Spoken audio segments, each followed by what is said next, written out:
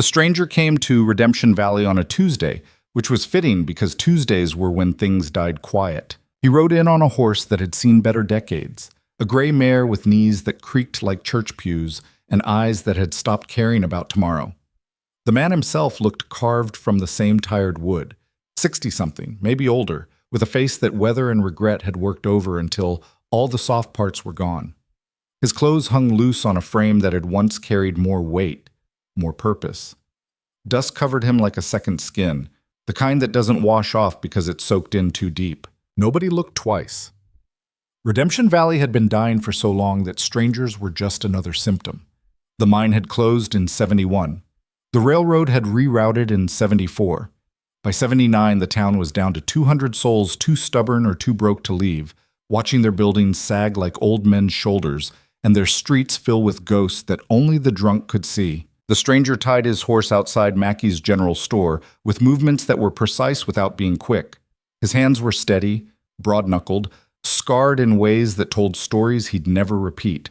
He walked with a slight hitch in his right leg, old injury probably, but his back was straight, proud almost, like he'd decided long ago that the world could break his body, but it wouldn't get his spine. "Help you?" Mackey called from behind the counter, not looking up from the ledger where he was recording numbers that would never add up to hope. "Supplies," the stranger said. His voice was quiet, worn smooth at the edges. "Traveling through." "They all are." Mackey finally glanced up, squinting through the permanent tobacco haze. "You got money?" The stranger placed $3 silver on the counter. Real money, not script. Mackey's eyebrows climbed half an inch. "That'll do. What you need?" "Coffee, salt, flour if it's not weevil eaten, dried meat." While Mackey gathered the supplies, the stranger's eyes moved across the store with the kind of attention most people saved for reading. He noted the empty shelves where stock should have been, the water stains on the ceiling, the way Mackey kept a shotgun within arm's reach, barrel pointed toward the door, the way the old man's hand shook just slightly when he wrapped the coffee in brown paper. "You see trouble here?" the stranger asked. Mackey's hand stopped shaking, started again. "What makes you ask?" "The gun. The way you flinched when I walked in.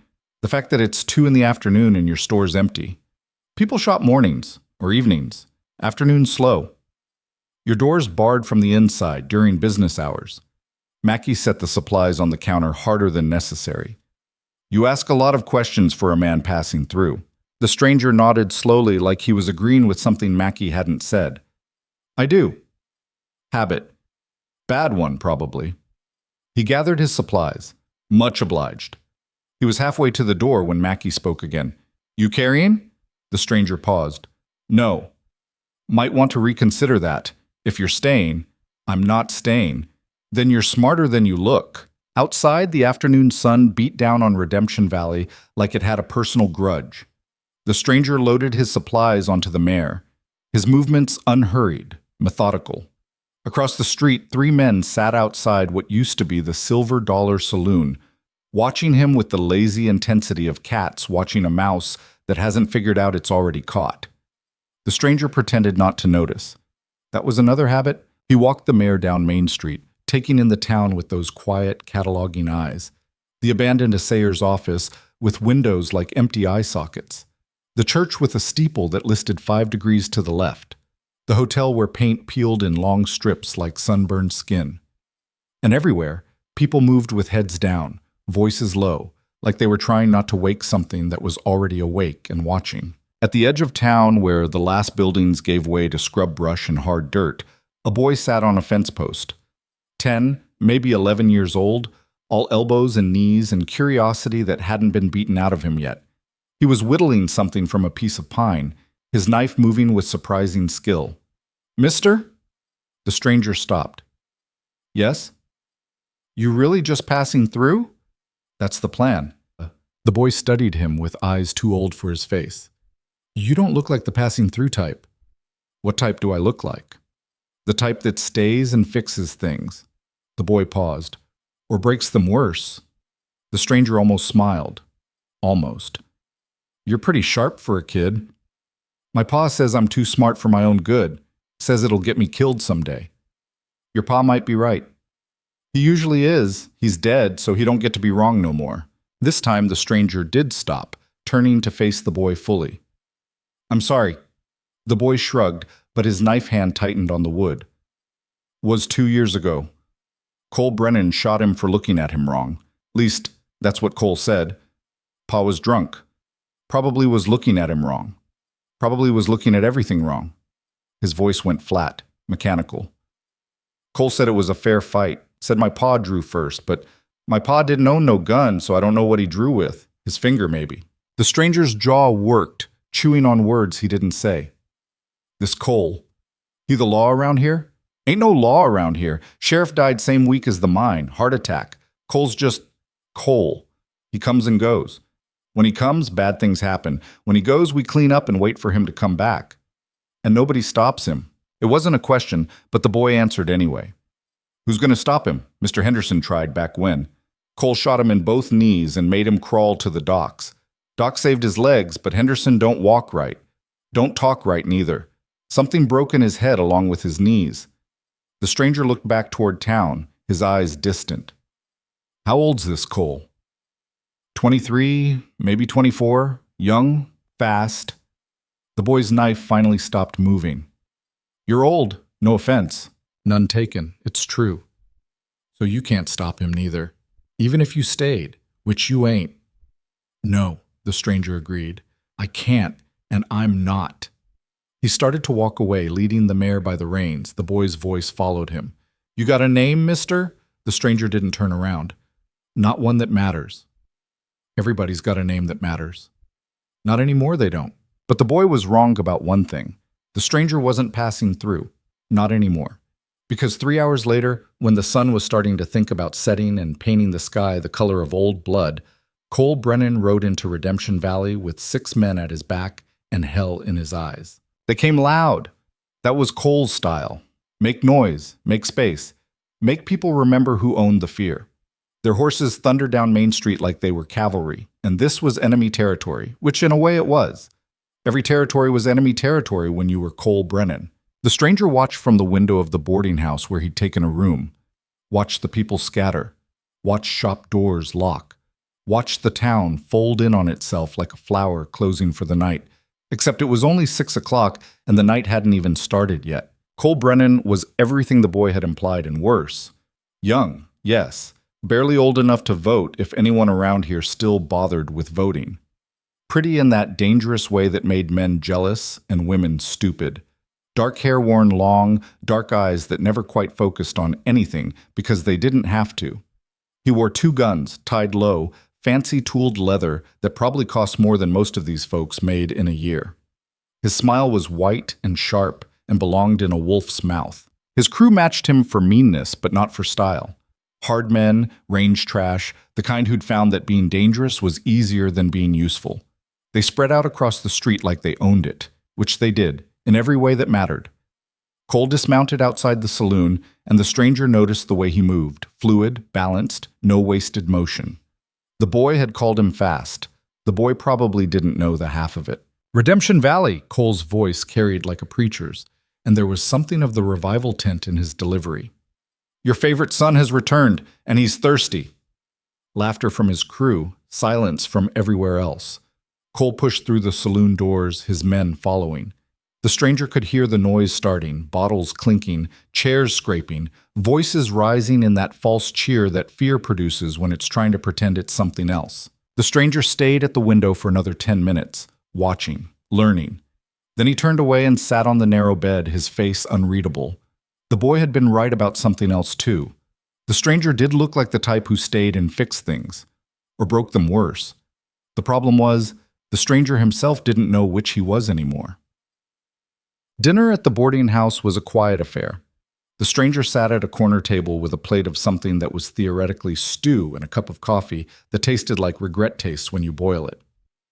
3 other boarders occupied the room, a traveling salesman who wouldn't meet anyone's eyes, a widow who'd stopped bothering to widow properly, and an old-timer who might have been furniture for all the attention anyone paid him. Mrs. Calloway, who owned the place, served the food with movements that suggested she'd been doing it so long she'd forgotten there were other ways to move. She was maybe 50, wore black like it was a uniform, and had the kind of face that had forgotten how to make expressions that weren't exhaustion. "How's the stew?" she asked the stranger, her voice suggesting she didn't actually care, but manners demanded the question. "It's fine, thank you." "You're lying, but I appreciate it." She refilled his coffee without asking. "You picked a bad week to visit, so I'm learning. Cole Brennan's back, case you didn't notice the noise." "I noticed?" Mrs. Calloway's hand tightened on the coffee pot. "You seem like a smart man. Smart men leave before Cole takes an interest. He's particular about strangers." "Particular how?" "The way a cat's particular about mice." She set the pot down. 3 months ago, a drummer came through, selling pots, pans, things we don't need, but he thought we might want. Cole decided the drummer had looked at him disrespectful, broke both the man's hands with his pistol butt, said a drummer who can't hold his samples ain't much of a drummer. "What'd the law do?" Mrs. Calloway laughed, but there was no humor in it. "The law's 100 miles away in Clayton, and they ain't interested in Redemption Valley's problems. We're too small to matter, too poor to rob, too far from anywhere to care about. We're off the map, mister, and off the map is where men like Cole thrive." The stranger ate his stew in silence for a moment. "This drummer, he leave town?" "Eventually, after the doc splinted his fingers. Far as I know, he ain't sold a pot since." She picked up the coffee pot again. "My point is, you should do what he should have done. Leave before Cole notices you exist, because once he notices, leaving ain't so easy." "I appreciate the advice." "But you ain't taking it." The stranger looked up at her, and for a moment she saw something in his eyes that made her step back. Not threat exactly, more like depth, like looking into a well and realizing it goes down farther than you thought, farther than wells should go, down into places where the water's been sitting so long it's forgotten how to reflect light. "I haven't decided," he said quietly. From the saloon across the street came the sound of breaking glass and laughter. "Well, decide quick," Mrs. Calloway said. "Cole's in a mood tonight. I can tell by the noise. When he's in a mood, he likes to find someone to take it out on, and strangers make easy targets." She was right about the mood. An hour later, Cole Brennan kicked open the saloon doors and stood on the porch, surveying his kingdom. The stranger watched from his darkened window as Cole's eyes swept the street, hunting. They found what they were looking for. The boy from earlier, the one with the knife and the dead father, was walking home, head down, trying to be invisible. But invisibility's a trick that only works when the hunter isn't looking, and Cole was definitely looking. "Hey!" Cole's voice cracked like a whip. "Kid!" The boy froze. Every instinct probably screamed at him to run, but running from predators just makes you prey. He turned slowly. "Yes, sir?" Cole walked down the steps with exaggerated care, his boots hitting each board like a countdown. "You know who I am?" "Yes, sir." "You're Cole Brennan." "That's right. I'm Cole fucking Brennan." He reached the boy, towering over him. "And do you know what I don't like?" "No, sir." "I don't like being stared at, and you've been staring at me since I rode in." The stranger's hands tightened on the windowsill. This was a lie. The boy hadn't been anywhere near the saloon, but lies were part of the ritual. Cole needed a victim, and the truth didn't matter. "I wasn't staring, sir. I was just—" "You calling me a liar?" Cole's hand dropped to his gun. "Not drawing, just resting there, a promise. Because that's what it sounds like. Sounds like you're saying I can't trust my own eyes." The boy went pale. "No, sir, I didn't mean—" "Didn't mean what? Didn't mean to disrespect me? Didn't mean to make me look stupid in front of my boys?" Cole's voice rose. "Because that's what you're doing, kid. You're making me look like I don't know when I'm being eyeballed by some piece of gutter trash." The stranger moved. He didn't think about it, which was probably smart because thinking would have meant stopping, and stopping would have meant watching whatever was about to happen. He left the room, took the stairs 3 at a time, and was out the front door before his conscious mind caught up with his body. "Leave the boy alone." His voice cut across the street like a clean blade. Cole's head swiveled, eyes finding this new target, recalculating. "Well, well," Cole said slowly. "What do we have here? The town's new hero?" He laughed, and his crew laughed with him, because that's what crews do. "Old man, you got about 3 seconds to get back inside before you regret every choice that brought you to this moment." The stranger walked forward, his gait measured, that slight hitch in his right leg barely noticeable. He stopped 10 feet from Cole, positioning himself between the gunslinger and the boy. I said leave him alone. Cole studied him with the kind of attention a jeweler gives a stone that might be paste or might be diamond. You carrying? No. Then what exactly do you think you're going to do here? I'm going to ask you politely to let the boy go home. And if I don't feel like being polite back, then I'll ask impolitely. The street had gone dead silent. People watched from windows, from doorways, from the gaps between buildings. Watching like they'd watched everything else Cole had done, helpless and hungry for someone to finally push back. Cole's smile spread wider. You got spine, old man. Stupid spine, but spine. I respect that. He walked a slow circle around the stranger, examining him. What's your name? Doesn't matter. It matters to me. I like to know who I'm about to humiliate. I'm nobody. Just passing through. Yeah? Cole stopped circling, standing close now, close enough that the stranger could smell whiskey and tobacco and expensive cologne trying to cover sweat. Funny thing about nobody don't step into streets and tell Cole Brennan what to do. Nobody don't have eyes like yours, eyes that have seen things, done things. Nobody don't move like a man who's made hard choices and lived with them. The stranger said nothing. So here's what's going to happen, Cole continued. You're going to get on your knees, right here, middle of the street. You're going to apologize for interrupting me. And then you're going to thank me for not killing you where you stand. You do all that, and maybe, I let you crawl back to whatever hole you're sleeping in. No. The word hung in the air like smoke. Cole's smile finally died. No? The boy goes home. You go back to your drinking. I go back to minding my business. Everybody walks away. Everybody walks away, Cole repeated softly. Except you just made it my business, old man. You stepped into my street. You challenged me in front of witnesses. You think I can let that stand? You think a man with my reputation can afford to let some gray-haired nobody disrespect him and walk? Your reputation. The stranger's voice was tired. Is that what this is about? Your reputation? Damn right it is. Reputation's everything out here. It's what keeps men in line. It's what makes people step aside when I walk through. It's what makes sure I don't have to draw my gun every time some fool thinks about getting brave. Cole's hand hovered over his pistol. And you're about to become a lesson in what happens when you forget that. The stranger met his eyes, held them, and Cole saw something there that made his gun hand hesitate. I won't kneel, the stranger said quietly, and I won't thank you, but I will give you a choice. You can walk away. Go back to your crew, your whiskey, your celebration. Tell yourself the old man ain't worth the bullet. Tell yourself whatever keeps your pride intact. Or you can push this, see what happens. But I'm telling you straight, push this, and somebody's going to regret it. Maybe me. Maybe you. But somebody's walking away from this street different than they walked into it. For a long moment, Cole just stared. Then he threw back his head and laughed, genuine amusement lighting his face. You got balls, old man. Crazy maybe, suicidal definitely, but you got balls. He stepped back, hands raised in mock surrender. Tell you what, I'm feeling generous tonight. You can have this one. The kid goes home. You go back to your room. But tomorrow? His smile returned, shark bright. Tomorrow, we're going to have a conversation, a longer one. And it's going to end different. He turned and walked back to the saloon, his crew following. At the door, he paused. Get some sleep, old man. You'll need it. The stranger stood in the street until they were gone. Then he turned to the boy, who was still frozen, eyes wide. Go home, the stranger said. Stay there. Mister, I didn't do anything. Go, now. The boy ran. The stranger walked back to the boarding house, aware of the eyes on him, the whispers starting. Mrs. Calloway stood on the porch, her face pale. You're a dead man, she said. Maybe.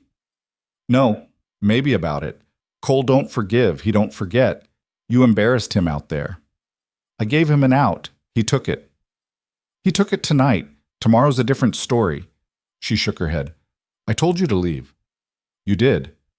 Why didn't you? The stranger paused on the steps, his hand on the rail. When he spoke, his voice was so low she barely heard it. Because I'm tired of leaving. He went inside, climbed the stairs to his room, and sat on the bed in the dark. His hands were shaking now, adrenaline bleeding off, the cost of standing in that street finally hitting home. He'd been calm out there, steady, but that was training. Muscle memory from a life he'd tried to bury. Now, alone in the dark, the truth settled on him like a weight. He was old, he was slow, he was unarmed, and tomorrow Cole Brennan was going to kill him. Unless the stranger stood, walked to his saddlebags, and pulled out something wrapped in oilcloth. His hands hesitated over it, trembling slightly. He hadn't touched this in 5 years, had sworn he never would again, had promised himself that part of his life was dead and buried alongside the men he'd killed and the man he'd been. But oaths made in peace don't hold up well in streets where boys get terrorized and towns die quiet. He unwrapped the cloth. The gun gleamed in the moonlight coming through the window. A Colt single-action Army, .45 caliber, custom grips worn smooth by years of use. It was cleaned, oiled, perfect, because some habits die harder than the men who hold them. The stranger held the gun, feeling its weight, its balance, its terrible familiarity. And for the first time in 5 years, he let himself remember who he'd been before he became nobody. His name was Ethan Wade, and once upon a time, a long time ago, he'd been the fastest gun alive. The gun felt heavier than Ethan remembered, and that was probably fitting. Weight had a way of accumulating over the years, not just in metal and wood, but in the memories they carried. He sat on the edge of the bed, the Colt resting across his palms, and let himself feel the full measure of what he'd tried to leave behind. 5 years. 5 years of running from this exact moment, from this exact choice. He'd sold his horse, burned his reputation, walked away from everything that made him Ethan Wade. He thought distance would be enough. Thought if he got far enough from the gunfights and the bodies and the look in men's eyes when they realized they were about to die, maybe he could become someone else, someone clean. But here was the truth that men like him learned too late. You can't outrun what you are. You can only decide what you do with it. He wrapped the gun back in the oilcloth and placed it in his saddlebag. Not yet. Maybe not ever. Because there was a difference between carrying a gun and using it, and that difference was the only thing standing between Ethan Wade and the man he'd sworn not to be anymore. Sleep didn't come easy that night. When it finally did, it brought dreams of dust and gun smoke and faces he couldn't quite remember but knew he'd killed. He woke 3 times before dawn, sweat-soaked and shaking, and each time the gun in his saddlebag seemed to pulse with its own dark heartbeat. By the time real morning came, gray and grudging through his window, Ethan had made his decision. Or rather, his decision had made him. He was staying. Not because he wanted to be a hero, he'd never been that, even in his prime, but because walking away now would mean the boy's death, probably within the week. Cole Brennan didn't forgive witnesses. And that child had witnessed Cole being challenged, Cole backing down, Cole looking like something less than the god he pretended to be. The boy was marked. And if Ethan left, that mark would turn into a grave. He dressed slowly, his body creaking in ways it hadn't 20 years ago. Washed his face in the basin, ran his fingers through gray hair that had once been dark as coal, looked at himself in the small mirror above the washstand and saw a stranger looking back, someone older, harder, worn down to the essential parts. But the eyes were the same. Still that pale gray blue that people remembered. Still carrying weight they couldn't quite name. Downstairs, Mrs. Calloway was serving breakfast to the same quiet collection of broken people who'd been at dinner. She took one look at Ethan's face and set his coffee down harder than necessary. "You're still here." "I am." "You're a fool." "Won't argue that." She sat down across from him, which she'd never done before. Her hands wrapped around her own coffee cup like she was trying to steal its warmth. "Let me tell you about the last man who stood up to Cole Brennan. His name was Dutch McCarthy. Good man, fair man. Used to be the marshal over in Silver Creek before the town dried up. He came here thinking maybe he could help. Put on his old badge, tried to talk reason to Cole." She paused. Cole shot him in the stomach, gut shot. Then he made Dutch crawl to the doctor's office while he and his crew followed behind, laughing. Took Dutch 45 minutes to crawl 3 blocks. He died 2 days later, screaming. Ethan drank his coffee. It tasted like ashes. "That's who you're dealing with," Mrs. Calloway continued. "That's the man you challenged last night. And he's young, mister. Fast. I've seen him draw. It's like watching lightning decide to be a person." "I've seen fast before." "I'm sure you have. But seeing it and surviving it are different things." She stood, collecting his empty plate. If you're set on dying today, at least do it with a full stomach. I'll bring you more eggs. Thank you, but I'm not hungry. Eat anyway. Dead men don't need to worry about indigestion. She brought him more eggs. He ate them without tasting them, his mind already somewhere else, running through calculations he'd thought he'd forgotten. Distance, angles, timing, the mathematics of violence. The morning passed slow as dripping honey. Ethan sat on the boarding house porch, watching the town pretend to wake up. Pretend to have purpose. Pretend it wasn't already dead and just too stubborn to lie down. People moved through their routines with the mechanical precision of wind-up toys, their eyes carefully avoiding the saloon where Cole and his crew were presumably sleeping off last night's celebration. Around 10, the boy appeared. He came from the other side of the street, trying to look casual and failing completely. When he reached the boarding house, he climbed the steps and sat next to Ethan without asking permission. "You're still here," the boy said. "Seems to be the theme of the day. People are saying you're crazy, or suicidal, or both. People might be right." The boy was quiet for a moment, his hands fidgeting with something in his pocket. "Why'd you do it? Last night? Why'd you step in?" Ethan watched a tumbleweed roll down Main Street, pushed by wind that smelled like dust and distant rain that would never come. "Your father," he said finally. "You said Cole shot him for looking at him wrong." "Yeah." "And nobody did anything?" "No." "That's why." The boy pulled out what he'd been fidgeting with, a small wooden carving, a horse, rough but recognizable. "I'm making this for you. For after." "After what?" "After you're dead. So I can remember you tried." Ethan took the carving, turning it over in his scarred hands. The boy had talent, real talent, the kind that should have been nurtured, should have been given room to grow. Instead, it was being wasted in a dying town, making memorials for doomed strangers. "What's your name?" Ethan asked. "Tommy. Tommy Fletcher." "Well, Tommy Fletcher, I appreciate the thought, but maybe hold off on the memorial. I'm not dead yet. But you will be, soon as Cole wakes up and remembers you're here." "Maybe." "There's no maybe. He's going to kill you. Everyone knows it." Tommy's voice cracked slightly. "So why are you still here?" "You could leave right now. Get on your horse and ride. Cole would probably let you go. He got what he wanted last night. Everyone saw him back down from a fight.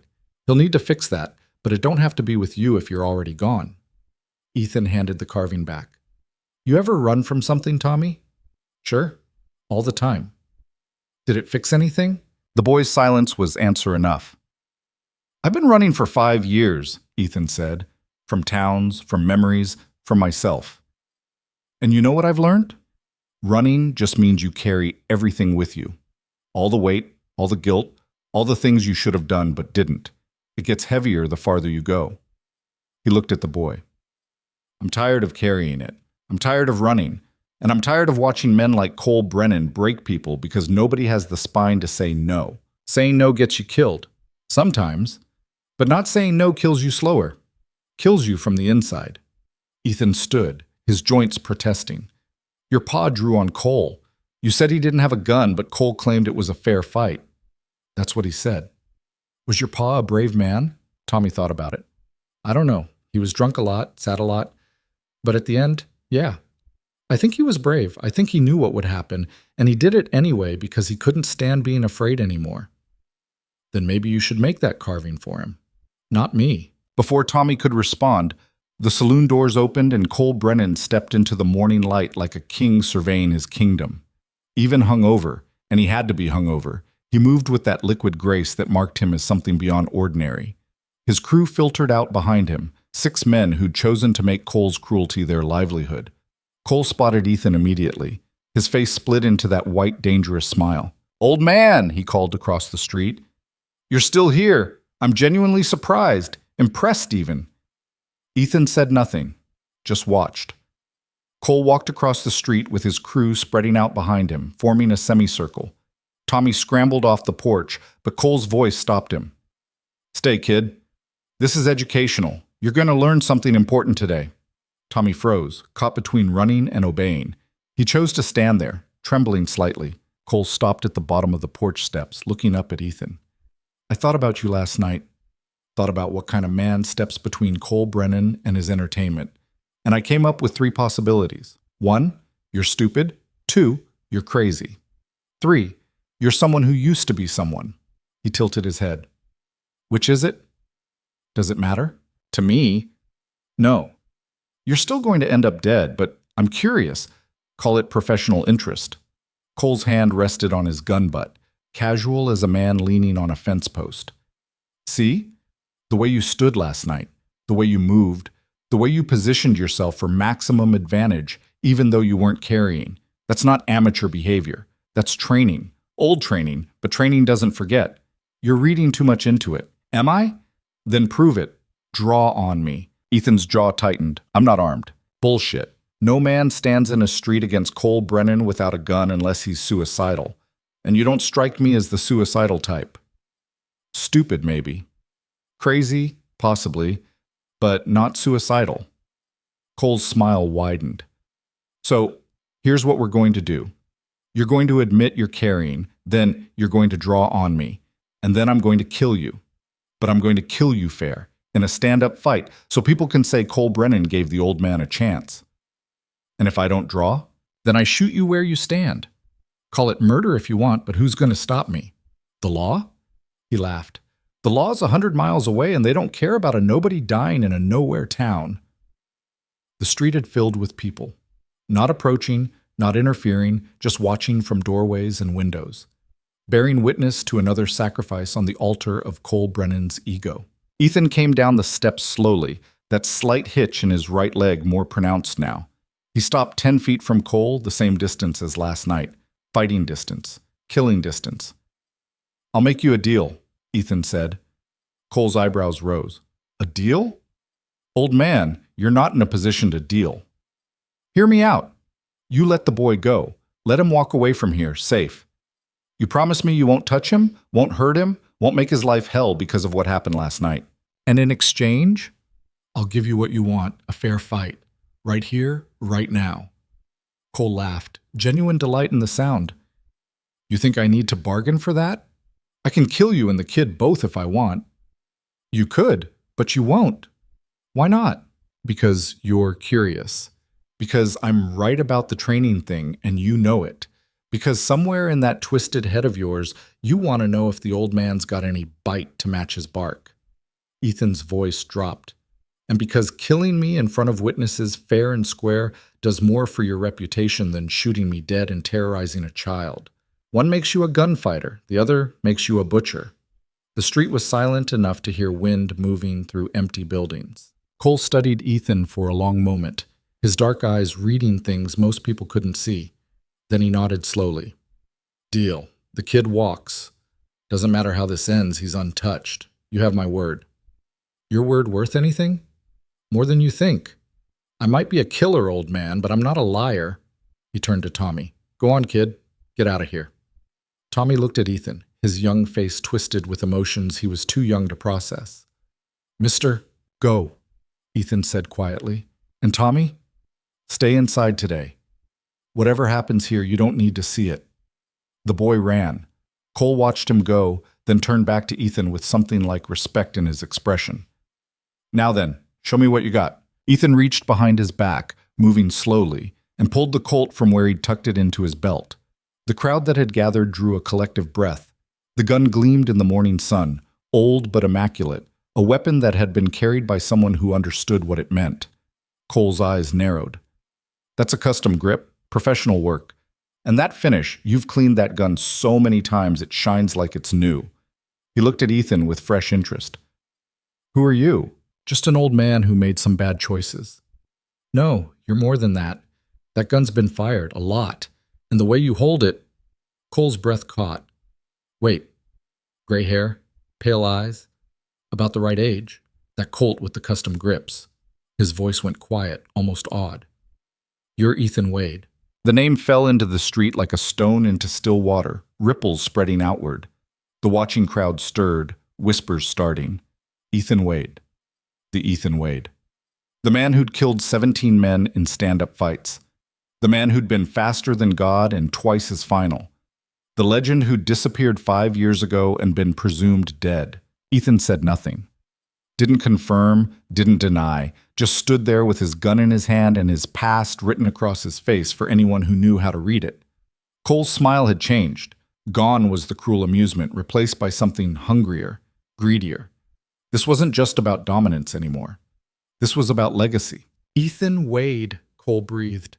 The fastest gun alive, or you were 5 years ago, and now you're here in my town, challenging me.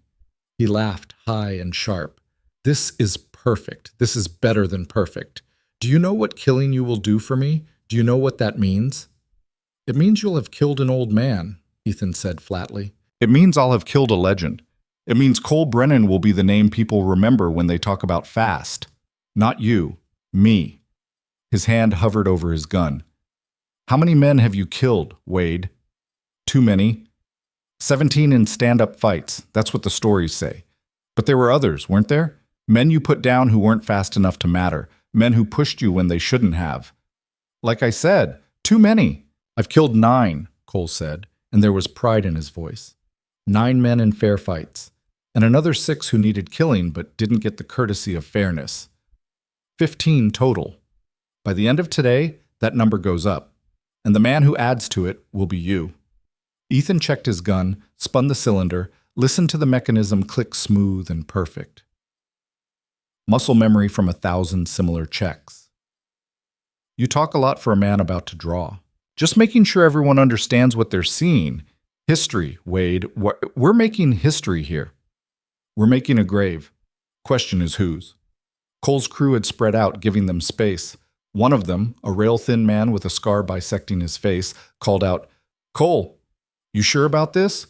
Wade's reputation is 5 years old," Cole snapped. "Look at him. He's old, slow, probably hasn't drawn on a man since before I started shaving. His hands are shaking." It was true. Ethan's hands were trembling slightly. Age, adrenaline, fear, all of it mixing together. But they'd trembled before too. They'd always trembled. And it had never mattered. "We doing this or not?" Ethan asked. Cole rolled his shoulders, loosening up. "We're doing it. Right here, right now. On 3? On 3. They stood facing each other, 20 feet apart. The street had gone silent again, that heavy silence that comes before violence. Even the wind seemed to hold its breath. Cole's hand hung loose, fingers slightly spread, ready to close and draw. His stance was perfect, balanced, grounded, every muscle coiled for explosive speed. He'd done this before. Done it enough that his body knew the rhythm without thinking. Ethan stood straighter, his old frame finding alignment it hadn't held in years. The trembling in his hands stopped, his breathing slowed, and somewhere deep in his mind, a door he'd kept locked for 5 years swung open and let out everything he'd tried to cage. He wasn't Ethan Wade the Drifter anymore, not the nobody passing through. He was what he'd always been, underneath the running and the guilt and the desperate hope that he could be something else. He was the fastest gun alive, and no amount of time could change that. 1, Cole said, his voice steady. Ethan's world narrowed, sounds faded. The watching crowd disappeared. There was only Cole, only the gun at his hip, only the calculations running through Ethan's mind at speeds thought couldn't match. 2. Cole's breathing changed, quickened, his pupils dilated. Tells, all of them. Tiny signals that said he was about to move. Ethan cataloged them without conscious thought, his body already preparing its response. Cole's hand twitched. Not the draw. Not yet. But the prelude to it. The tension before the spring releases. Most men wouldn't have seen it, but Ethan had made a career out of seeing things most men missed. He moved. Not on 3. Before 3. A half second before Cole's hand even started its drop, Ethan was drawing. Not fast, he'd lost some speed to time and disuse, but fast enough. Because speed wasn't just about how quickly you moved. It was about when you started moving, about reading your opponent so well that you were already in motion before they'd decided to act. Cole's hand dropped to his gun, lightning quick, exactly as fast as everyone said. His draw was clean, practiced, perfect. The gun cleared leather and came up smooth as silk, barrel tracking toward Ethan's center mass. But Ethan's gun was already level, already aimed, already speaking. The shot cracked across Redemption Valley like the world breaking in half. Cole's gun fired a heartbeat later, or maybe simultaneously, the two sounds so close they blurred into one. For a frozen moment, both men stood there, guns smoking. Then Cole looked down at his chest, where blood was spreading across his shirt from a wound 2 inches left of his heart. Not a killing shot, deliberate. Because Ethan had aimed there on purpose, had placed that bullet exactly where he wanted it despite the speed, despite the pressure, despite everything. Cole's gun slipped from his fingers and hit the dirt. He followed it down, sitting hard, his face a mask of shock and confusion. "You," he started, then coughed. Blood flecked his lips. "You missed." "No," Ethan said quietly, his gun still trained on Cole. "I didn't." Cole's crew had their hands on their guns, but they hadn't drawn. They were staring at their boss, at the blood, at the impossible fact that someone had beaten Cole Brennan to the shot. The scarred man found his voice. "He's still alive. You didn't kill him." "I know." "Why not?" "Because he's young and stupid, and maybe he can learn." Ethan looked at Cole, who was pressing his hand to his chest, eyes wide with pain and disbelief. "You're hit in the lung, probably nicked a rib on the way through. You'll live if you get to a doctor, but you need to understand something first." Cole coughed again, harder. "What?"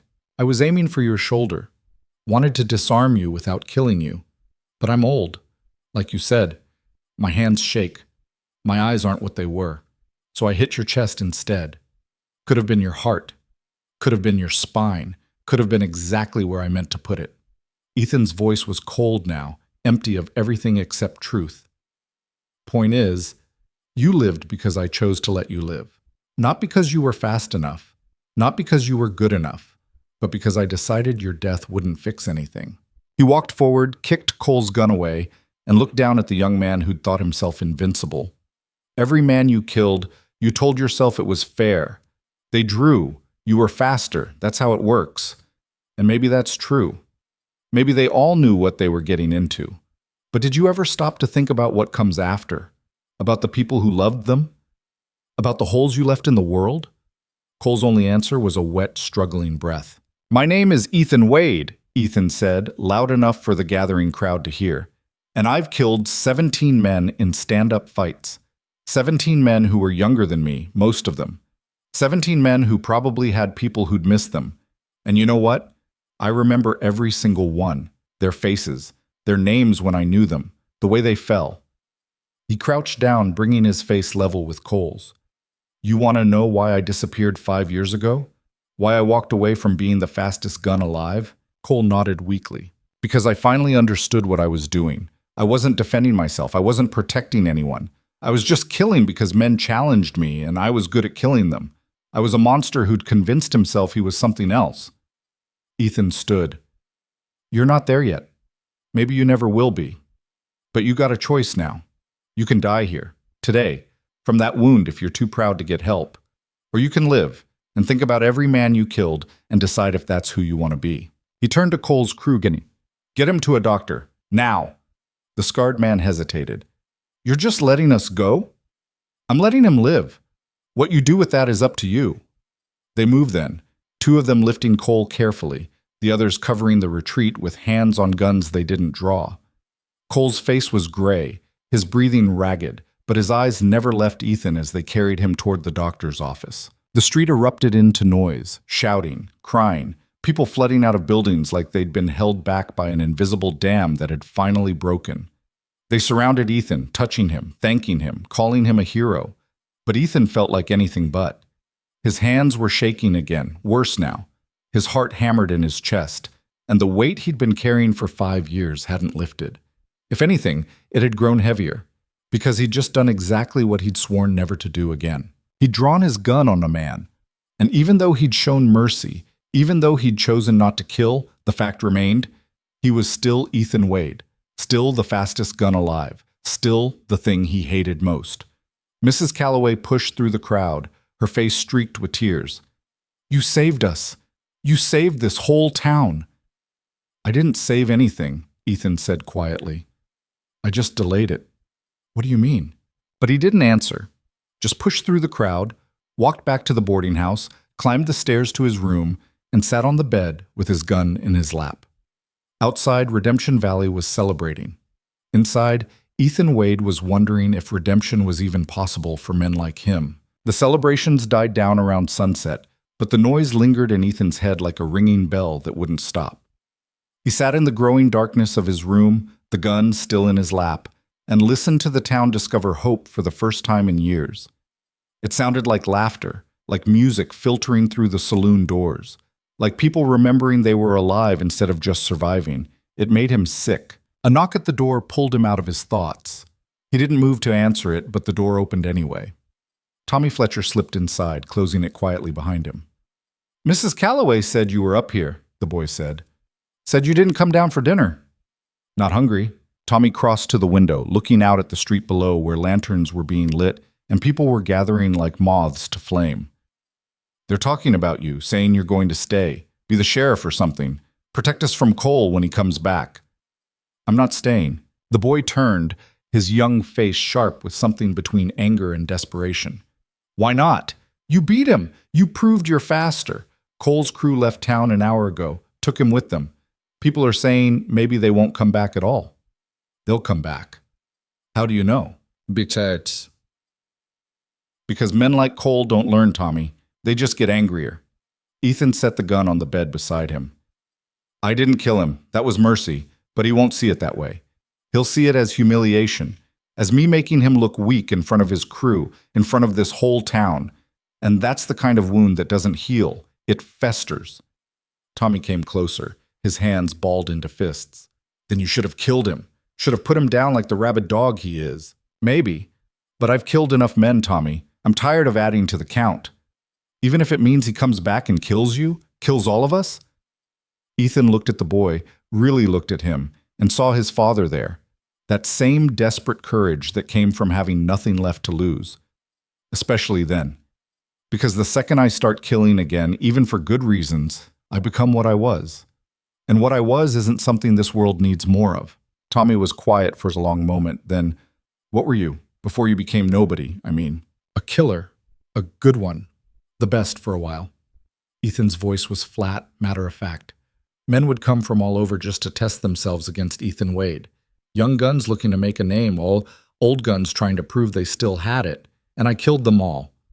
Not because I wanted to, not because I enjoyed it, but because that's what I was good at, and when you're good at something terrible, people keep giving you opportunities to prove it. The 17 men, and others.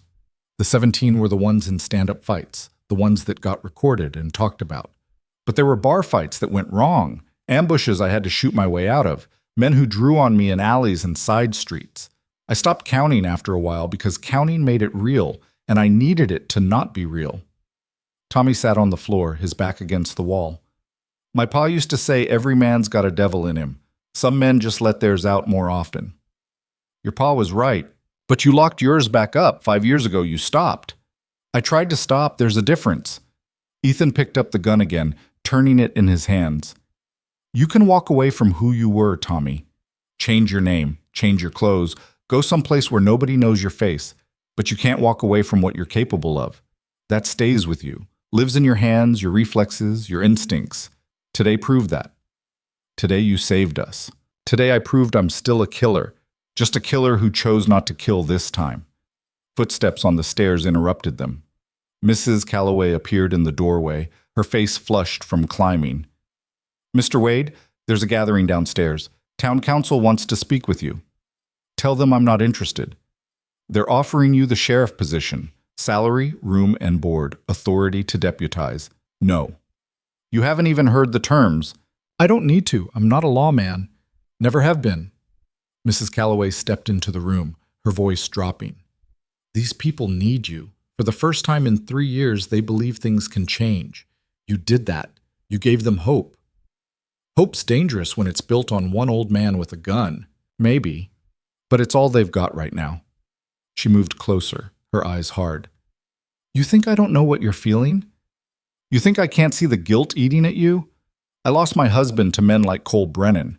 Lost him and then watched this town die piece by piece because nobody had the courage to stand up. Until you. I'm not courageous. I'm just tired of running." "Then stop running. Stay. Be what these people need." "What they need," Ethan said quietly, is someone better than me. Someone who hasn't killed more men than they can count. Someone who doesn't have to fight every day, not to become a monster again. Well, they don't have someone better. They have you, and that'll have to be enough.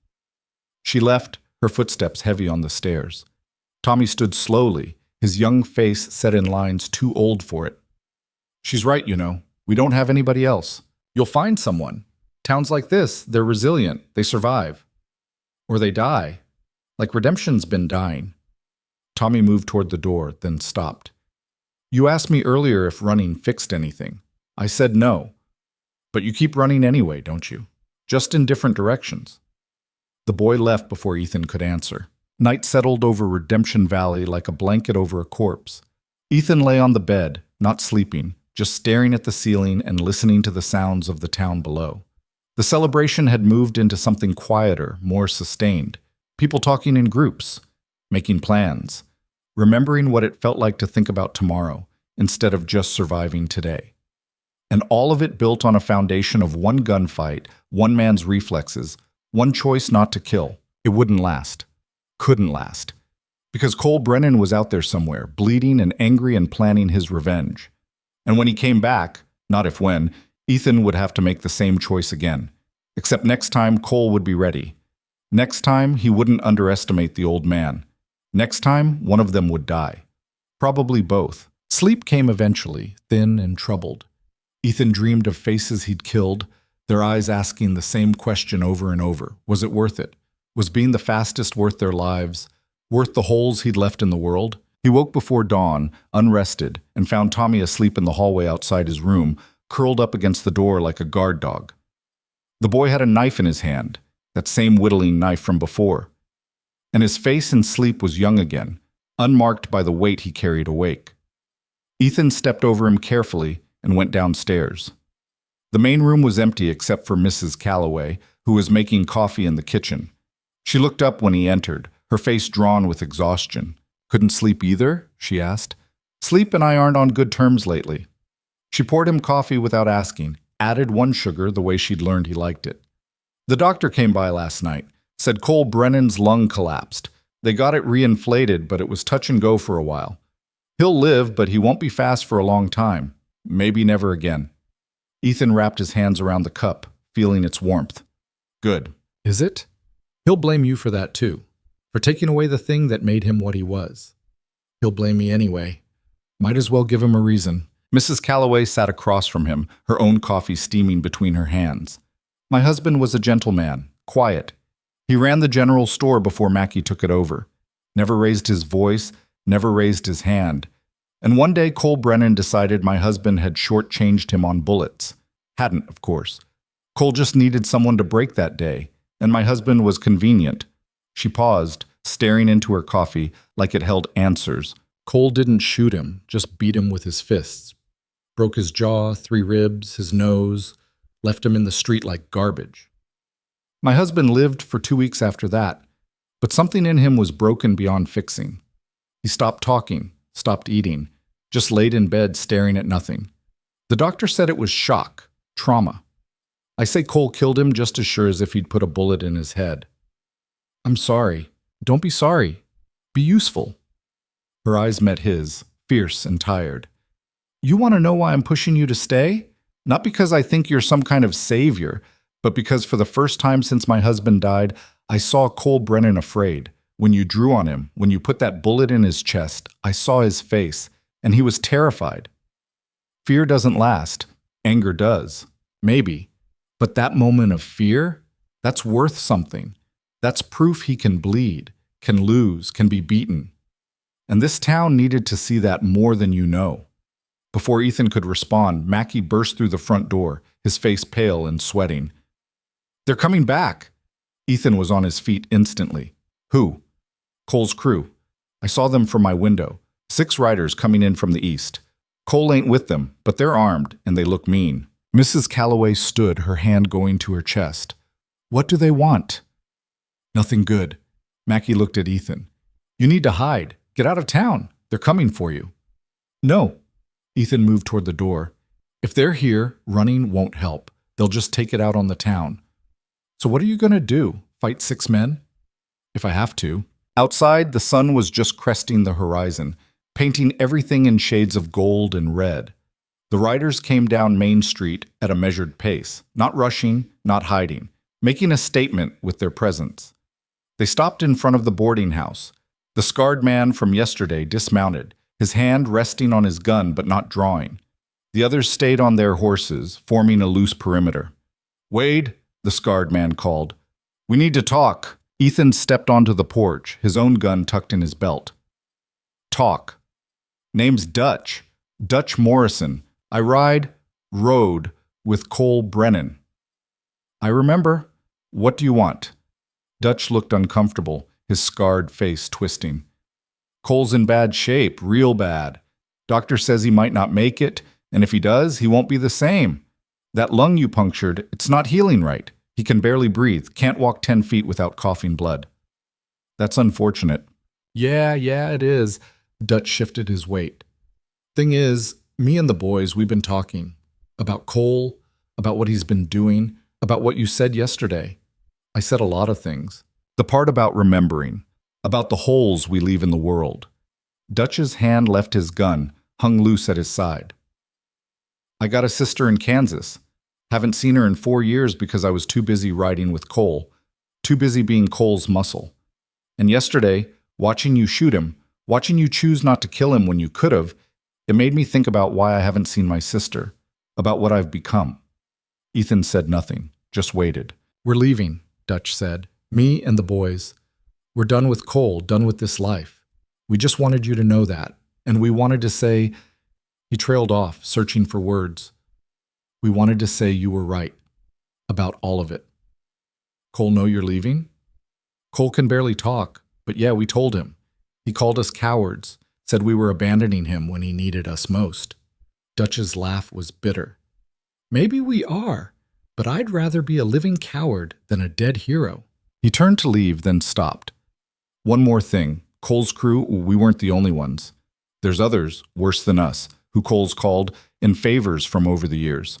Word's gonna spread about what happened here, about how Cole got beaten, got humiliated. Some of those men, they're gonna take that personal. They're gonna come looking for you, Wade. Not for money, not for glory, for revenge." "How many?" "Hard to say. 3, maybe 4. Could be more." Dutch mounted his horse. "You watch yourself, and Wade, thanks for not killing him. I know it don't seem like it now, but you gave us all a choice yesterday. Some of us are smart enough to take it." They rode out, 6 men heading west toward the rising sun, leaving Redemption Valley behind. Tommy appeared at Ethan's elbow, the boy moving silent as smoke. "Is it over?" "No, it's just starting." And he was right. Over the next 3 days, Redemption Valley transformed itself like a dying man who'd been given a reprieve. People started repairing buildings that had been left to rot. The general store suddenly had customers again, people buying things with money instead of credit. Someone even repainted the sign outside the saloon, covering years of weathering with fresh white letters. But Ethan didn't see any of it. He stayed in his room mostly, venturing out only for meals and brief walks at dawn when the streets were empty. He was waiting, watching, preparing for the violence he knew was coming. It arrived on the 4th day. Ethan was drinking coffee on the boarding house porch when a rider appeared at the edge of town. Alone, moving slow, making no attempt at stealth. The man was older than Cole, maybe 40, with a weathered face and eyes that had seen too much sun. He wore a single gun, tied down professional. He stopped his horse in the middle of Main Street and called out, his voice carrying in the morning stillness. "Ethan Wade, I'm here to talk." Ethan set down his coffee and walked out to meet him. Behind him, he heard Mrs. Calloway's sharp intake of breath, heard Tommy's footsteps on the porch. The rider dismounted when Ethan was 20 feet away. "Name's Jack Reeves. I rode with Cole's brother 5 years back before he got himself killed in a poker dispute. Cole called in a favor, asked me to come settle accounts with the man who shot him." "Cole's brother drew on the wrong man," Ethan said. "Wasn't my fight." "Maybe not, but Cole made it your fight when he called me. Said there was money in it if I killed you. Said there was reputation in it too, the man who killed Ethan Wade." Jack's hand hovered near his gun. "I ain't interested in the money, but the reputation, that's worth the ride. Walk away, Jack. This doesn't have to happen. Sure it does. You made your name killing men who challenged you. I'm just doing the same thing. I'm trying to unmake that name, trying to be something else. Jack smiled, but there was no humor in it. Too late for that, Wade. You drew on Cole Brennan. You beat him. You put yourself back in the game, whether you meant to or not. And now the game plays out. Ethan's hands hung loose, ready. His body had already shifted into that stance, that readiness. How old are you, Jack? What's it matter? Just curious? You got family? A wife, 2 kids. They're in Denver, waiting for me to come home with enough money to start a ranch. And you're willing to die for that? For the chance at killing me and taking Cole's money? Jack's smile faded. I ain't planning to die. Nobody ever does. But I've killed 17 men who thought the same thing you're thinking right now. Men who were fast, skilled, confident. Men who had families too, probably. Dreams, plans. Ethan's voice went quiet, almost gentle. I can see your hand trembling, Jack. See the sweat on your forehead. You're scared, and you should be, because you're good, but you're not good enough. And if you draw on me, I'm going to have to kill you. Not want to, have to, because you'll leave me no choice. You're trying to talk me out of this. Yes. Why? Because I'm tired of killing. Because your kids deserve a father more than you deserve a reputation. Because none of this matters. Not the money, not the fame, not the name. It's all just dust in the end. Jack stood there, his hand hovering, his face working through emotions that fought each other for dominance. Pride, fear, duty, doubt. Finally he laughed. A real laugh, surprised and almost relieved. Damn, Cole said you'd try this. Said you'd talk, try to get in my head. He was right. He usually is about things like that. But he was wrong about one thing. He said you were washed up, old, easy pickings. He didn't say you'd give me an out. Jack's hand moved away from his gun, rose in the air, empty. I'm taking it, Wade. The out. I'm going back to Denver and I'm going to tell my wife I almost did something stupid, and then I'm going to buy that ranch with money I earn honest. And every time I think about drawing on a man for money, I'm going to remember the way you looked at me just now, like you were sad for me already. He mounted his horse, tipped his hat. You're a strange man, Ethan Wade. Most legends I've met, they love the killing. They need it. But you wear it like chains. That's because it is chains, Jack. And the more men I kill, the heavier they get. Jack rode out, heading west, leaving Ethan standing in the street with Tommy and half the town watching. You let him go, Tommy said, his voice caught between admiration and confusion. I did. He was going to kill you. He was going to try. There's a difference. Mrs. Calloway came down from the porch, her face tight with worry. Dutch said there'd be more, 3 or 4 men coming for you. There will be. And I'll talk to them too if they'll listen. Give them the same choice I gave Jack. Ethan looked at the gathering crowd, all these people who'd started to believe in something again. But some of them won't listen. Some of them will draw. And when they do, he didn't finish. Didn't need to. That night, Ethan sat at the small desk in his room and did something he hadn't done in 5 years. He wrote a letter. To whom it may concern, he began, his handwriting cramped from disuse.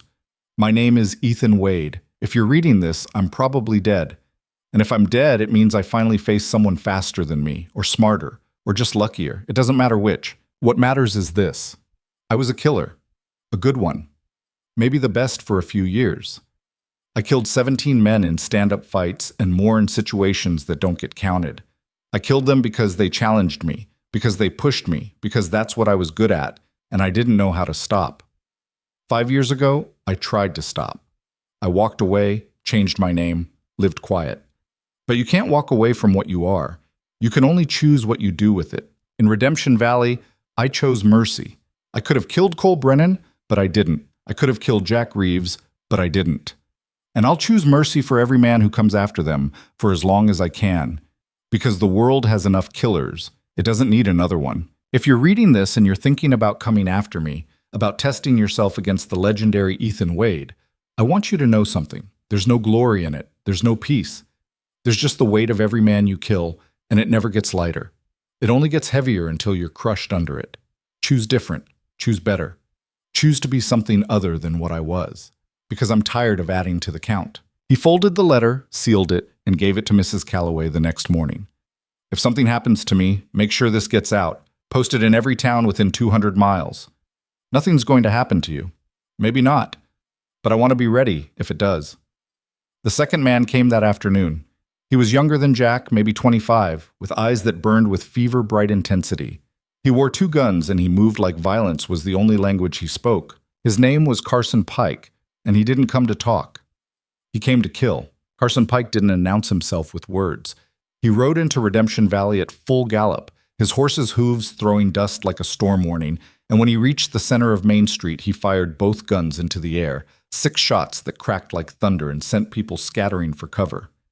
Ethan was in the general store when it happened, buying supplies he didn't really need just to give his hands something to do besides shake. Mackey's face went white at the sound of gunfire. Not another one. Seems like. Ethan set down the coffee tin he'd been examining. Stay inside. Keep everyone inside. You can't keep doing this. Can't keep facing these men one after another. Don't have much choice. He walked out into the afternoon heat, his hand already finding the familiar weight of the Colt. Carson had dismounted and was standing in the middle of the street, both guns holstered now, his face split in a grin that had nothing human in it. "Ethan Wade!" Carson's voice was high, almost singing. "The great Ethan Wade! The legend! The man who can't die!" Ethan stopped 20 feet away, measuring the distance, the angles, the madness in Carson's eyes. "Who are you?" "I'm the man who's going to kill you. I'm Carson Pike, and I've killed 6 men. 6! But nobody remembers my name. Nobody writes stories about Carson Pike. But they will after today, after I put you in the ground." "You don't want to do this, son." "Don't call me son." Carson's hands twitched near his guns. "You don't know me. Don't know what I want. You're just an old man who got lucky with Cole Brennan. But your luck runs out today." Ethan tried to read him, tried to find the tells that would let him anticipate the draw. But Carson was different from Cole, different from Jack. He didn't move with practiced grace. He vibrated with barely controlled violence, like a rattlesnake that had forgotten how to coil properly. Dangerous because he was unpredictable, not because he was skilled. "Listen to me," Ethan said, keeping his voice level. "You're young. Got your whole life ahead of you. Don't throw it away for a reputation that won't mean anything when you're dead." "I'm not going to die. You are." Carson took a step forward. "Cole told me about you. Said you were fast 5 years ago, but you're old now. Slow. Said your hands shake and your eyes are going bad. Said you got lucky against him because he underestimated you, but you won't get lucky twice." "Cole say anything else?" "He said to make you suffer. Said to gut shoot you and watch you crawl. Said to make you beg before I finish it." Carson's grin widened. "I told him I'd do it. Promised him I'd make you pay for what you did." Ethan's jaw tightened. "So you're here for revenge that isn't even yours." "I'm here for the name, for the story, for what killing Ethan Wade will make me." "It'll make you a killer of an old man, that's all." "That's enough." There was no talking to this one. Ethan could see it in Carson's eyes, that fever-bright certainty that only the young and stupid possessed. The kind of certainty that got men killed but made them dangerous right up until the moment they dropped. "Then let's get this done," Ethan said quietly. "But I'm giving you one last chance. Ride out. Tell Cole I was already dead when you got here. Tell him whatever you want. Just leave." Carson laughed, high and sharp. "You really think I'm that stupid? You really think I'm going to give up the best chance I'll ever have at being somebody? Being somebody isn't worth dying for." "Shows what you know." Carson's hands dropped. He was fast, not Cole Brennan fast, but faster than Jack Reeves. His guns cleared leather in a smooth motion that spoke of hours of practice, of dedication, of a young man who'd devoted himself to being quick on the draw. But Ethan had devoted his entire life to it. His hand moved before conscious thought, muscle memory taking over, decades of experience compressed into a fraction of a second. The Colt came up smooth, barrel tracking, his finger finding the trigger with the kind of certainty that came from having done this so many times the body knew the routine better than the mind. Carson's first shot went wide, hurried, the bullet whining past Ethan's ear close enough to feel the wind of its passage. His second shot was better, would have hit Ethan in the chest if Ethan had still been standing where he'd started. But Ethan had shifted, his body automatically moving to a harder angle, making himself a smaller target. Ethan's first shot caught Carson in the right shoulder, spinning him, ruining his aim. His second shot, and this one Ethan aimed with care, with deliberation, took Carson in the right hip, shattering bone, dropping him to his knees. Carson's guns fell from nerveless fingers. He looked down at himself, at the blood spreading across his shirt and pants, his face a mask of disbelief. "You shot me." "I did. I'm bleeding." "Yes." Carson tried to reach for his guns, but his right arm wouldn't respond. He looked up at Ethan with eyes that had lost their fever brightness and found only confusion and pain. "I was going to be somebody." "You already were somebody." Ethan walked forward, kicked Carson's guns away. "You were Carson Pike. That was enough. Should have been enough. But nobody knows that name. Maybe not. But now you get to keep it. Get to grow old with it. Get to do something with your life besides die in a street for a reputation you'd never enjoy anyway." Ethan crouched down, meeting Carson's eyes. "I could have killed you. Should have, probably. But I'm tired of killing boys who think they're men. So you're going to live. You're going to heal. And you're going to remember that Ethan Wade gave you a choice, and you made the wrong one, and he gave you another chance anyway." People were emerging from buildings now, cautious, ready to scatter again if more shooting started. The doctor came running, his bag in hand, his face set in grim determination. "Get him patched up," Ethan told the doctor. "Send the bill to me." "Mr. Wade, I can't keep patching up men you shoot." "Then maybe they'll stop coming." But they didn't stop coming. The third man arrived 2 days later while Carson was still recovering in the doctor's office, his shoulder and hip bound in bandages, his guns locked away in the doctor's safe until he was well enough to leave town. This one was older, maybe 50, with gray in his beard and scars that told stories of a long, violent life. His name was Samuel Cross, and unlike Carson, he came to talk first. He found Ethan on the edge of town, watching the sun set over the hills that surrounded Redemption Valley. Ethan heard him coming. The footsteps were deliberate, meant to be heard, and turned to face him. "Ethan Wade," Samuel said. It wasn't a question. "That's right. I knew you'd be out here. Men who carry what you carry, they need space, need air, can't breathe right in towns with all those people looking at you like you're something you're not." Samuel stopped a respectful distance away. "Name's Samuel Cross. I've killed 12 men in my life. 9 of them deserved it. The other 3 haunt me." Ethan studied him. "You here to add to your count?" "I was. Cole Brennan sent word, promised money and glory, said the great Ethan Wade was ripe for the picking, said he'd softened with age." Samuel pulled out a tobacco pouch, began rolling a cigarette with practiced ease. "But then I got here and I saw Carson Pike with half his shoulder missing and his hip shattered. Saw Jack Reeves riding out of town looking like he'd seen something that changed his mind about living. And I started thinking maybe Cole was wrong about the softening part. Cole's wrong about a lot of things." "That he is." Samuel lit his cigarette, took a long drag. "I also heard about how you beat Cole. How you could have killed him, but didn't. How you gave him mercy when most men would have given him a grave. That true?" "It's true." "Why?" "Because killing him wouldn't have fixed anything. Would have just added another ghost to the collection I'm already carrying." Samuel nodded slowly, like Ethan had confirmed something he'd suspected. "I got a question for you, Wade. How do you do it? How do you live with 12 men on your conscience? Because I got 3 that I didn't have to kill, and they're eating me alive. Can't sleep, can't close my eyes without seeing their faces. And you got 17 at least, probably more, and you're still walking around, still functioning. How?" "I don't sleep much either," Ethan admitted, "and the faces never go away. I just learned to live with them." "That's not living. That's just existing." "Sometimes existing is all you can manage." Samuel finished his cigarette, ground it out under his boot. "I came here to kill you. Needed the money, needed to prove I still had it. But talking to you now, seeing what it's cost you, I don't think I want what you got. Don't think I want to be what you are." "Smart man. Maybe. Or maybe just old enough to know when to quit." Samuel extended his hand. "No hard feelings?" Ethan shook it. "None." "You think Cole will keep sending men?" "Until he runs out of favors or money, whichever comes first." "And you'll keep not killing them?" "As long as I can.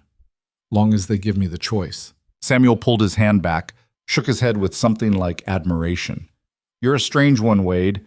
Most men in your position would have run or started piling up bodies. But you're just standing here, taking it, showing mercy to men who don't deserve it. They deserve a chance. Everyone deserves a chance. Even Cole Brennan. Even him, though he's not taking it.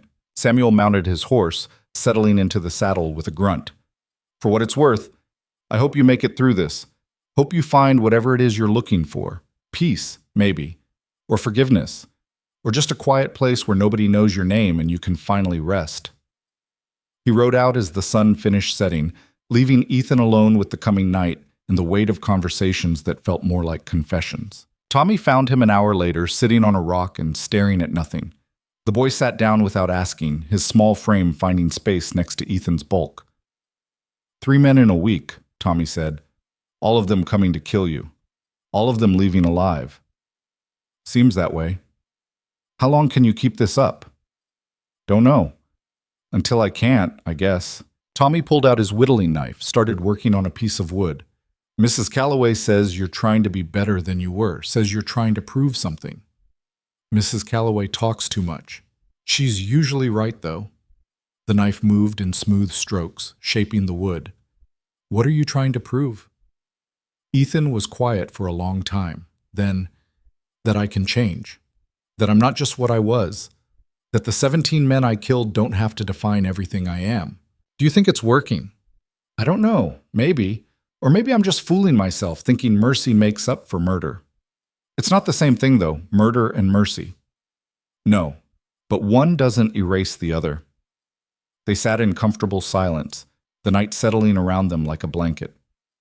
In the distance, Redemption Valley's lights flickered on one by one, each window a small promise that people were still there, still trying, still hoping. I'm going to stay, Ethan said finally, not as a sheriff or a savior, just as a man who's tired of running. And when Cole sends the next one and the one after that, I'll deal with them the same way, talk if I can, shoot if I have to. But I won't kill, not unless there's absolutely no other choice. What if they don't give you a choice? Then I'll make one anyway. The fourth man came a week later, and he was different from all the rest. His name was Michael Frost, and he was Ethan's age, maybe older. He rode into town at midday when the sun was high and merciless, and he carried himself with the kind of weary competence that came from decades of hard living. His gun was worn but well maintained, and his eyes held the same weight Ethan saw every time he looked in a mirror. He found Ethan in the saloon drinking coffee at a corner table, sat down across from him without asking permission. Ethan Wade. That's right. And you are? Michael Frost. Though most people who knew that name are dead now. Ethan studied him. I know that name. You rode with the Dalton gang back in the 60s. Briefly, until I realized the Daltons were idiots who'd get themselves killed, which they did. Michael signaled the bartender for coffee. I've been living quiet for 15 years, small ranch in Montana, raising horses, trying to forget what I was. And what were you? Same thing you were. A killer. A good one. Not the fastest, not the best, but good enough to survive when others didn't. Michael's coffee arrived, and he wrapped his hands around it like he was cold despite the heat. I've killed 14 men, Wade. All of them in fair fights. All of them justified, if you believe in such things. And I've spent 15 years trying to make that number mean something other than what it is. Why are you here? Cole Brennan. He found me. Offered me $5,000 to kill you. Said it'd be easy money. Said you were washed up. Said you'd gotten slow and sentimental. And you believed him? No. But $5,000 is a lot of money. Would set me up for the rest of my life. Let me expand the ranch. Maybe hire some help so I'm not working myself to death alone. Michael took a sip of coffee, grimaced at the taste. So I came. But then I watched you for a week. Watched you face Carson Pike and shoot him twice without killing him. Watched Samuel Cross ride in and ride out without firing a shot. And I realized Cole was wrong about everything except one thing. What's that? You have gotten sentimental, but not in a weak way, in a way that's harder than killing. You're choosing mercy when violence would be easier, and that takes more strength than most men have. Ethan set down his own coffee. So you're not here to kill me. I'm here to warn you, Cole's getting desperate. The men he's sending, they're getting more dangerous, more committed. And eventually he's going to send someone who won't listen to reason. Someone who can't be talked down or shot in the shoulder. Someone who will kill you before you have a chance to show them mercy. I know. And you're staying anyway. I am. Michael shook his head. You really are sentimental. Or suicidal. Haven't decided which. Maybe both. They finished their coffee in silence. Then Michael stood, dropped coins on the table to cover both their drinks. For what it's worth, I hope you make it. Hope you prove that men like us can be something other than what we were. Because if you can do it, maybe there's hope for the rest of us. There's always hope. Just have to be willing to fight for it. Or willing to not fight, which seems to be your approach. Michael extended his hand. Good luck, Ethan Wade. You're going to need it. They shook hands, and Michael walked out of the saloon. Through the window, Ethan watched him mount his horse and ride north, back toward Montana and his ranch, and his attempt at a different life. 4 men in 2 weeks, all of them sent by Cole Brennan. All of them leaving alive and intact, more or less. But Ethan knew Michael was right. Eventually, Cole would send someone who couldn't be reasoned with. Someone who wouldn't care about mercy or second chances. Someone who'd come to kill and wouldn't stop until one of them was dead. That someone arrived 3 days later. Ethan was helping Tommy fix a fence on the edge of Mrs. Calloway's property when the rider appeared on the horizon. Even from a distance, there was something different about this one. The way he sat his horse, the way he moved, the sense of purpose that radiated from him like heat shimmer. That's another one, Tommy said quietly. Yeah. You going to talk to him too? I'm going to try. But Ethan knew, looking at that distant rider, that talking wasn't going to work this time. The man rode into town and dismounted in the center of Main Street. He was tall, thin, dressed all in black like Death's accountant. His face was narrow, ascetic, marked by a scar that ran from his left eyebrow to his jaw. His gun was positioned perfectly, and when he moved, it was with the kind of economy that spoke of someone who'd stripped everything unnecessary from his life, until only the essential remained. Ethan walked out to meet him. Behind him, he heard Tommy run toward town to warn people, heard doors slamming as residents took cover. The street emptied in seconds, leaving just the two of them facing each other in the afternoon heat. Ethan Wade, the man said. His voice was soft, almost gentle. And you are? Daniel Morgan? I suspect you've heard of me. Ethan had. Daniel Morgan was a legend in his own right. Not as famous as Ethan had been, but known among those who knew. He'd killed 23 men in stand-up fights. 23. And unlike Ethan, he'd never stopped, never tried to walk away, never shown mercy to anyone. I've heard of you, Ethan admitted. Good. Then you know I'm not like the others. I'm not here for money, though Cole offered plenty. I'm not here for reputation, though killing you would enhance mine. I'm here because you represent something I despise. And what's that? Weakness disguised as strength. Mercy disguised as courage. Daniel's hand rested on his gun, relaxed but ready. You had Cole Brennan dead to rights and you let him live. You faced 4 men sent to kill you and you've let them all walk away. And people are calling you noble, heroic. They're saying Ethan Wade has found redemption. And that bothers you. It's a lie. You're not showing strength by not killing. You're showing weakness. You're showing that you've lost the edge that made you what you were. And I'm here to prove it. Ethan shook his head slowly. You're wrong, Daniel. Killing is easy. I've done it 17 times and it got easier every time. That's the trap. That's what makes it weakness. Because every time you kill, you lose a piece of what makes you human. You become more like a machine, more like a force of nature. And that's not strength. That's surrender. Philosophy from a has-been. How touching. I'm not trying to convince you, just explaining why I won't kill you. Daniel smiled, and it was like watching a skull smile. You won't kill me because you can't. You've gone soft, Wade, and I'm going to prove it by putting you in the ground. Then let's get this over with. They stood 20 paces apart, the classic gunfighter's distance.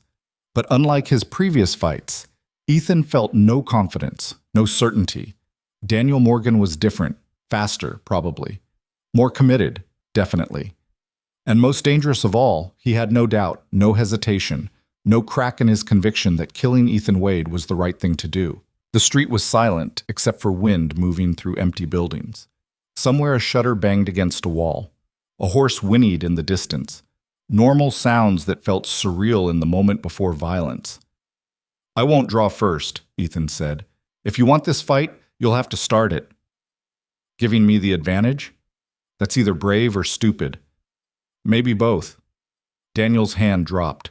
He was faster than Cole, faster than Carson, faster than anyone Ethan had faced in 5 years. His gun cleared leather in a motion so smooth it looked like magic, like the weapon had teleported from holster to hand. The barrel came up, tracking, finding center mass. Ethan moved. Not fast. Not like he used to. But with precision. With economy. With the accumulated wisdom of 17 kills and 5 years of trying to forget them. His hand found the Colt, drew it up, aimed. 2 shots cracked across Redemption Valley. Daniel's bullet caught Ethan in the left side, just below the ribs. The impact spun him, drove the air from his lungs, sent pain flowering through his body like fire spreading through dry grass. Ethan's bullet caught Daniel in the chest, dead center, exactly where Ethan had aimed despite the pain, despite the shock, despite everything. They stood there for a frozen moment, both hit, both bleeding. Then Daniel looked down at his chest, at the spreading blood, and smiled. "Well, I'll be damned." His gun slipped from his fingers. He sat down hard in the dirt, his breathing already turning wet and ragged. Ethan stumbled forward, his own wound screaming, and knelt beside him. "I didn't want to do that," Ethan said, his voice rough with pain. "I know." Daniel coughed, blood flecking his lips. "That's what makes it worse. You killed me without wanting to. That means you're better than me. Better than all of us." "I'm not better. I'm just tired." "Same thing, maybe." Daniel's eyes were fading, losing focus. 23 men I killed. All of them gone. And now I'm gone too. And what does any of it mean? I don't know. Neither do I. And I'm the one dying. People were running now. The doctor, Mrs. Calloway, Tommy, half the town. They surrounded Daniel, but Ethan could see it was too late. The wound was too central, too catastrophic. Daniel had minutes at most. The doctor turned to Ethan, saw the blood soaking his shirt. "Mr. Wade, you're hit. Help him first. There's nothing I can do for him, but you, I can save." Ethan let himself be led away. Let the doctor probe his wound, let the pain wash over him in waves. The bullet had gone clean through, missing vital organs by inches. Lucky. He'd been lucky. Behind him, he heard Daniel Morgan's breathing stop, heard the silence that followed, heard Mrs. Calloway's quiet prayer for a man she'd never met who'd come to kill the man she'd been trying to protect. Lucky. But Daniel wasn't, and that made it murder, no matter how justified. Ethan closed his eyes and added a 24th name to the list he'd been trying to forget. The wound kept Ethan in bed for 3 weeks, and in that time, Redemption Valley held its breath waiting for the next gunman to arrive. But none came. The street stayed empty of challengers. The only violence was the storm that rolled through in the second week, lightning splitting the sky and rain hammering the dust, until the town smelled like wet earth and possibility. Ethan spent those weeks staring at the ceiling, thinking about Daniel Morgan's last words. 23 men killed, and in the end, he died wondering what any of it meant. Ethan had 18 now.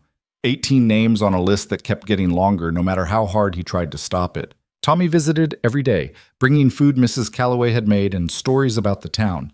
How people were talking about starting a real school. How Mackie had ordered new inventory for the store. How someone had even mentioned rebuilding the church steeple so it stood straight again.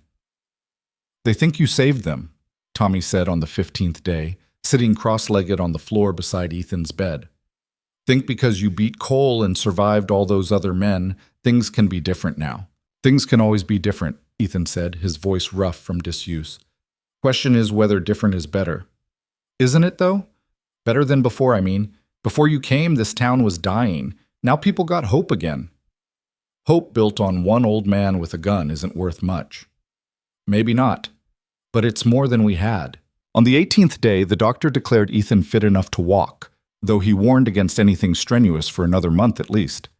Ethan ignored him and was up the next morning, moving slow but moving, his body remembering how to work despite the hole Daniel Morgan had put in it. He found Mrs. Calloway in the kitchen, making bread. She looked up when he entered, flour dusting her hands, and for a moment something like relief crossed her face before she caught it and locked it away. "You're up," Couldn't stay in bed anymore, was starting to forget what standing felt like. She kneaded the dough with practiced efficiency, her movements automatic. You had visitors while you were healing. The town council came by 3 times, wanted to offer you that sheriff position again. What'd you tell them? That you'd answer when you were ready. She shaped the dough into a loaf, set it aside to rise. Are you? Ready, I mean. To be sheriff? No, never will be. Then what are you going to do? It was the question Ethan had been asking himself for 3 weeks, the question he still didn't have a good answer for. I don't know. Stay, probably, not as law, just as someone who's here, someone who'll stand when standing needs doing. That's what a sheriff does. A sheriff has authority, has backing, has the weight of law behind him. I'm just a man with a gun and a past he can't outrun. Ethan leaned against the doorframe, his side aching. But I'm tired of running, and this town, broken as it is, feels more like home than anywhere I've been in 5 years. Mrs. Calloway wiped her hands on her apron, studied him with eyes that had seen too much loss to trust easy promises. Cole Brennan's still out there, still alive. What happens when he's healed enough to come back? Then we'll deal with it. We? This town, me, whoever's willing to stand. Ethan pushed off the doorframe, testing his weight. I can't do this alone. Can't be the only thing between Redemption Valley and men like Cole. That's not sustainable, not fair, not right. So what do you propose? I propose we stop waiting for someone to save us and start saving ourselves. Get people trained, armed if they're willing, build something that doesn't depend on one person being faster than the next gunman who rides in. Mrs. Calloway was quiet for a long moment. Then, my husband would have liked you. He always said the best defense was a community that wouldn't break, people who stood together instead of alone. Your husband was a smart man. He was. And Cole Brennan killed him for it. All the more reason to make sure Cole can't do it again. That afternoon, Ethan called a town meeting in the saloon. 40 people showed up, which was about a quarter of Redemption Valley's population. They filled the space with nervous energy, talking in low voices, casting glances at Ethan like he was something between a savior and a ghost. Ethan stood at the front, his side throbbing, and waited for the noise to die down. When it finally did, he spoke. I'm not a sheriff, not a lawman, not someone you should be looking to for apt answers. I'm just a man who killed too many people and is trying to figure out how to live with it. He let that settle. But I'm staying. And if I'm staying, we need to talk about what happens next. What do you mean? Someone called from the back. I mean, Cole Brennan's still alive, still angry, and eventually he'll heal enough to come back. When he does, I might not be enough to stop him. Might not even be alive. Daniel Morgan proved that. So we need to prepare. Need to make sure this town can defend itself without depending on me. Mackey stood, his weathered face skeptical. You saying we should form a militia? Turn this into some kind of fort? I'm saying you should learn to protect yourselves. Not looking for a fight, but ready for one if it comes. Ethan looked around the room, meeting eyes. Anyone here know how to shoot? A few hands went up, not many. Anyone here willing to learn? More hands, still not enough. Here's the truth, Ethan said. Men like Cole, they thrive on fear, on towns that won't fight back, on people who'd rather submit than risk getting hurt.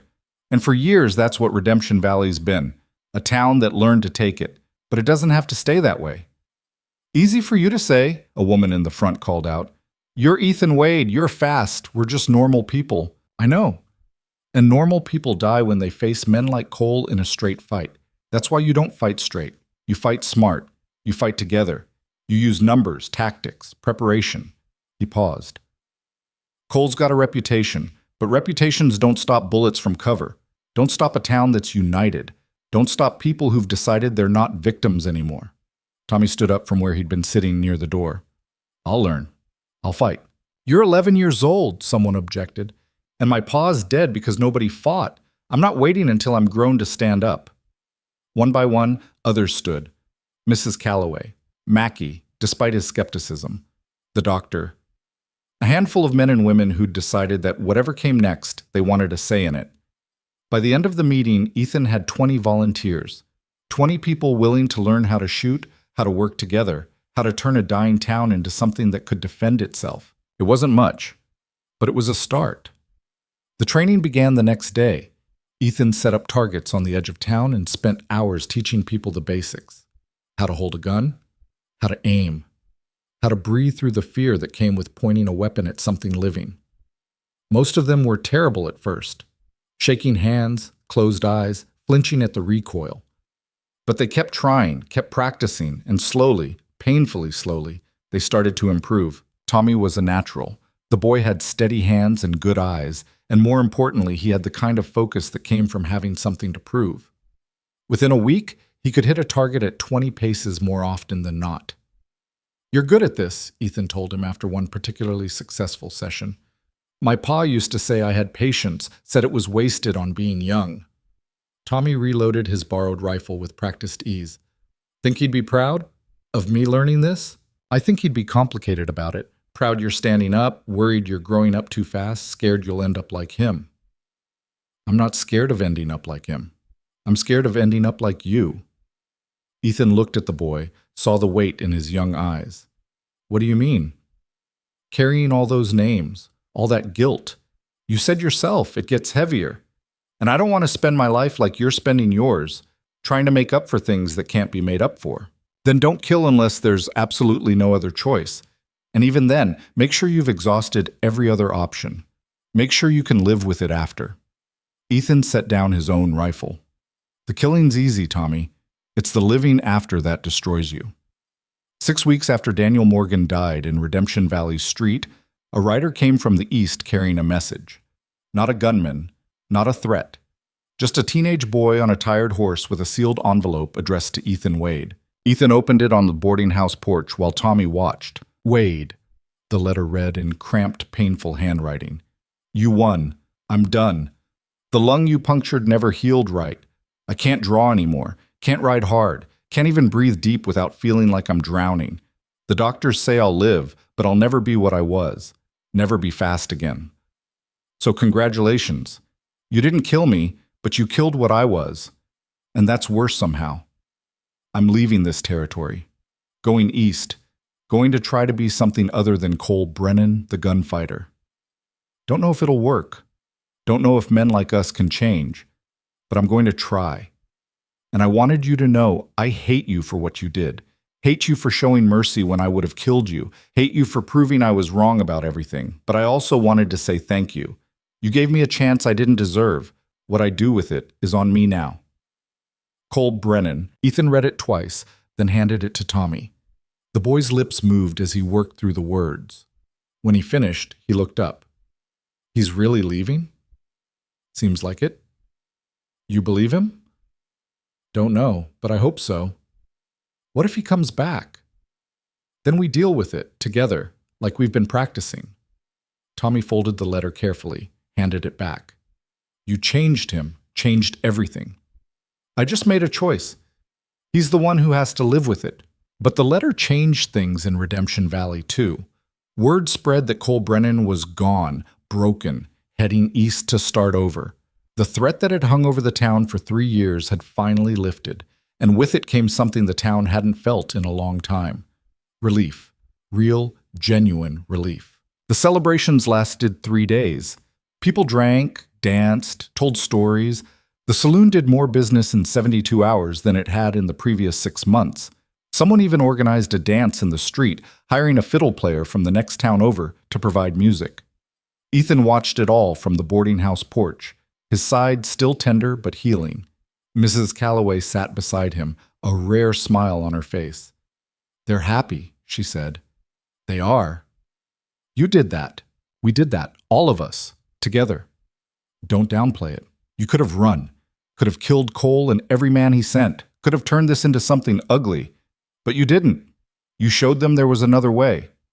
Ethan was quiet for a moment, watching Tommy dance with a girl his age, both of them laughing like the children they should have been allowed to be all along. I didn't show them anything, just made choices, one at a time, best I could manage. That's all any of us can do. Make choices and live with them. Or die with them, like Daniel Morgan. Mrs. Calloway's smile faded. You still thinking about him? Every day. Number 18 on a list I was trying to stop adding to. He gave you no choice. There's always a choice. I just didn't find it in time.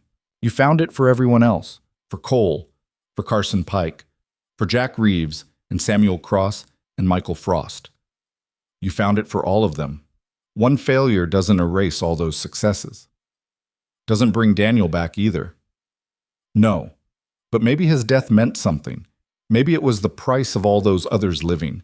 Maybe that's the best we get in this world, imperfect choices with messy consequences. 3 months later, Redemption Valley looked different.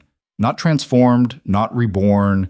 It was still a dying town in the middle of nowhere, still poor, still struggling. But the rot had stopped spreading.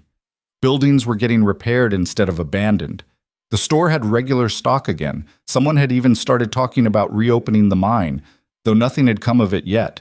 And the people walked different, stood straighter, met each other's eyes instead of looking down. They'd remembered what it felt like to have agency, to make choices instead of just accepting whatever came. Ethan's training sessions continued, though they'd evolved into something more like community gatherings. People showed up to practice shooting, sure, but also to talk, to plan, to build something together. 20 volunteers had grown to 30, then 40. Nearly a quarter of the town now knew how to handle a weapon and work as a unit. Tommy had become Ethan's unofficial deputy, helping organize the training, keeping track of ammunition, showing newer volunteers the basics. The boy had grown in those 3 months, not just in height, though he'd shot up a few inches, but in confidence, in purpose. You ever think about what comes next? Tommy asked one evening after training. They were sitting on the fence at the edge of town, watching the sun set over the hills. Next how? After this? After Redemption Valley doesn't need you anymore. Towns always need people, just might not need me specifically. But you'll stay anyway. I will. Got nowhere else to be, nothing else to do, and this place, it's grown on me, like a fungus maybe, but still. Tommy laughed, and it was good to hear. The boy didn't laugh enough. You're terrible at compliments. I'm terrible at a lot of things, but I'm trying to get better. Are you? Getting better, I mean? Ethan thought about it. About the nightmares that still came, but less often. About the way his hands didn't shake as much anymore. About Daniel Morgan's face in his memory alongside the other 17, but somehow the weight of it felt slightly different now. Slightly more manageable. Yeah, he said finally. I think maybe I am. The confrontation Ethan had been half expecting came 6 months after Cole's letter, but not from Cole himself. Carson Pike rode back into town on a cold November morning, his shoulder healed but stiff, his hip still giving him a noticeable limp. He found Ethan in the general store buying coffee. Wade, Carson said, his voice different than Ethan remembered. Quieter, less full of fever and foolishness. Carson, didn't expect to see you again. Didn't expect to come back, but I owed you a conversation. Carson shifted his weight, favoring his good hip. I've been thinking about what you said about being somebody, about how that should have been enough. And you were right. I was somebody. Had a family in Texas. Had a girl who wanted to marry me. Had a future that didn't involve getting shot in the street by a legend. He paused. I went back. Told them what happened. Told them I was done chasing glory. Asked if that offer was still on the table. Was it? Yeah, we're getting married next spring. Going to run her father's ranch, raise cattle and kids, and die old in bed instead of young in the dirt. Carson extended his hand. I came to thank you for not killing me, for giving me a chance to choose different. Ethan shook his hand. You gave yourself that chance. I just didn't take it away. Still, without you, I'd be dead or still out there looking for the next fight, the next name to add to my reputation. Carson released Ethan's hand. Cole was wrong about you, said you'd gone soft. But mercy isn't soft. It's harder than killing, takes more strength, more conviction. Cole figures that out yet? Don't know. Haven't seen him since he left, but wherever he is, I hope he's learning what I learned. That being fast doesn't matter, being alive does. Carson rode out that afternoon, heading south toward Texas, and a future that didn't involve guns or glory or dying young, for a reputation nobody would remember. Ethan watched him go and felt something he hadn't felt in years. Not quite hope, not quite peace, but something in that territory. Something that suggested maybe all of this, the pain, the choices, the struggle to be better, might actually mean something in the end. Winter came to Redemption Valley harsh and unforgiving, but the town weathered it. People helped each other, shared resources, pulled together in ways they hadn't in years. And when spring arrived, it brought changes. A new family moved in, drawn by stories that Redemption Valley was coming back to life. Then another, then three more. The school that had been just talk became reality, with Mrs. Calloway volunteering to teach until they could afford a proper schoolmaster. Someone did reopen the mine, just a small operation, but enough to bring jobs and purpose. And through it all, Ethan Wade stayed. Not as a sheriff, despite the town council asking 5 more times. Not as a hero, despite what some people called him. Just as a man who'd found a place that felt like home and decided to protect it. The guns stayed, but they gathered dust more often than not. The training sessions became monthly instead of weekly, then quarterly. The vigilance remained, but the desperate fear that had driven it faded into simple preparedness. Tommy turned 12, then 13. Started courting a girl named Sarah, whose family had moved in during the spring. Talked about taking over his father's old trade as a carpenter, building things instead of learning to destroy them. "You going to keep carrying that gun?" Ethan asked him one day, nodding at the pistol Tommy still wore on his hip. "Yeah, but I'm hoping I never have to use it." "That's the right answer. You taught me that. Taught me that the point of being able to fight isn't fighting, it's being strong enough not to have to." Ethan smiled. "I taught you that?" "You showed it, with Cole, with all of them. You were the fastest gun alive, and you chose not to kill. That's strength. That's what I want to be." A year after Cole Brennan's letter, a second one arrived. Wade, it read, "I'm in St. Louis, working as a clerk in a shipping company. It's boring, it's safe, it's everything I used to despise. And I've never been happier. I can breathe now. Not well, but better. The lungs healing slowly. The doctors say I might even be able to run again someday. Won't ever be fast, though. Won't ever be what I was. And I'm learning to be okay with that. I'm learning that being Cole Brennan the clerk is better than being Cole Brennan the corpse. You were right. About everything. About mercy being harder than killing. About carrying those names. About how the weight gets heavier. I've killed 9 men, Wade. 9. And I remember every face, every moment, every choice that led to them being dead and me being alive. And I'm trying to figure out how to live with that. How you live with 18.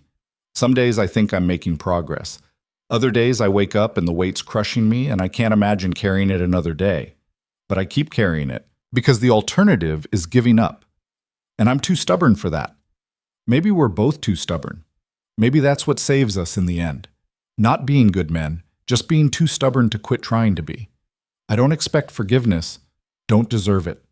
But I wanted you to know you changed me, changed everything I thought I knew about strength and power and what it means to be a man. And I'm grateful, even if I still hate you a little bit for it. Cole Brennan. Ethan folded the letter and put it in the drawer with the first one. 2 letters from a man trying to figure out how to live with what he'd done. 2 letters that could have been written by Ethan himself, if he'd had anyone to write them to. Maybe that was the point. Maybe the struggle wasn't something you overcame. Maybe it was just something you lived with, day after day, choice after choice, until the weight became part of you and you learned to carry it without breaking. 2 years after Ethan Wade arrived in Redemption Valley, the town held a celebration. Not for him, he'd refused to let them make it about him. Just a celebration of still being there, of having survived and grown and built something worth keeping. Ethan stood at the edge of the crowd, watching people dance and laugh and live. Tommy was there with Sarah, both of them young and happy and unmarked by the kind of weight Ethan carried. Mrs. Calloway was dancing with Mackie, both of them moving slow but moving, remembering what joy felt like. And in the middle of it all, Redemption Valley lived. Not perfectly, not without problems or pain or the scars of what had come before, but alive. Choosing life over death, hope over despair, community over isolation. A hand touched Ethan's shoulder. He turned to find a young woman he didn't recognize, maybe 25, with dark hair and determined eyes. "Mr. Wade, I'm Elizabeth Morgan, Daniel Morgan's daughter." Ethan's stomach dropped. I know what happened. Know my father came here to kill you. Know you killed him instead." Her voice was steady, controlled. "I came to see the man who took my father from me." I'm sorry. If there'd been any other way, there wasn't. I know my father. Knew him, I mean. He wouldn't have stopped, wouldn't have listened. He was too far gone in the violence to find his way back. She paused. But I wanted to see you. Wanted to understand what kind of man kills someone and then stays in the place where it happened, where everyone knows what he did. I stay because running doesn't fix anything. Because this town needed someone to stand, because... Ethan trailed off, searching for words. Because if I ran from this too, I'd spend the rest of my life running. And I'm tired of running. Elizabeth studied him for a long moment. Then, my father killed 23 men. Did you know that? I did. 23 families that lost someone. 23 holes in the world that can't be filled. And he never apologized. Never tried to make amends. Never even seemed to understand that what he'd done mattered beyond adding to his reputation. She looked toward the celebration. But you're different. You carry it. The weight of what you've done. I can see it in your eyes. Does that make it better? For you, I mean? No. My father's still dead. But it makes you different than him. And maybe that's worth something. She left without another word, disappearing into the crowd. Ethan watched her go, another name added to the list of people he'd hurt, another weight to carry. But he'd carry it, would keep carrying it, because that was the choice he'd made, to live with what he'd done instead of running from it, to be present for the consequences instead of absent for the guilt. The celebration went on until late in the night, and when it finally ended and people drifted home, Ethan walked the quiet streets of Redemption Valley, his side still aching sometimes when the weather turned, his hands still scarred from decades of violence, his mind still carrying 18 names he'd never forget. But he was here. He was staying. And every day he didn't kill someone, every day he chose mercy over violence, every day he helped build instead of destroy, those were small victories against the weight. Not redemption, maybe. Men who'd killed 18 people didn't get redemption, but maybe they got something else. Something smaller, harder, more real. They got the chance to try, to be better than they were, to prove that change, while impossible, was also the only thing worth fighting for. Ethan stood in the center of Main Street, looking at the town that had become his home. The buildings stood straighter now. The people walked taller. The hope that had almost died had been nursed back to something resembling health. And in that moment, Ethan Wade, the fastest gun alive, the man who'd killed 18 people, the legend who'd tried to disappear, made a choice. He chose to stay. Not because it was easy. Not because he deserved it. Not because the weight had gotten lighter or the guilt had faded or the names had stopped haunting him, but because staying was harder than running. And hard things were worth doing, especially when they were the right things. Tommy found him there, standing in the street, looking at nothing and everything. "You okay?" the boy asked. "Yeah, I think maybe I am." "What are you thinking about?"